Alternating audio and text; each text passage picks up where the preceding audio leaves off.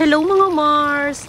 Dito naman sa bidyong ito ay papakita ko sa inyo kung paano yung paraan ko ng pagluluto ng aking paninda na pork ribs caldereta. Sa reseping ito ay gumamit ako ng 2 kilo at kalahati ng pork ribs. At makikita nyo nga dito na nakadisplay na siya dito sa aming kainan. Yung unang paraan na ginawa ko dito ay nagisa lamang ako ng sibuyas at ng bawang. At naglagay lamang ako ng 2 kutsara ng tomato paste. Nang maigisa ko na ay nilagay ko yung karni ng baboy. At naglagay ako ng toyo at suka at ng pamintang powder at ng tubig para mapalambot ko itong pork ribs. At nang kumukulo na siya ng ganito ay nilagay ko lang ito sa mahinang apoy para mas mabilis kong mapalambot itong karni ng baboy. At dito ay malambot na itong karni ng baboy kaya naglagay ako ng isang maliit na lata ng liver spread. Naglagay na rin ako ng tomato sauce at ng pampalasang asin, powdered seasoning at ng brown sugar. Hinalo ko lang ito at maglalagay na ako rito ng mga hiniwang patatas at ng carrots. Naglagay din ako rito ng mga hiniwang siling labuyo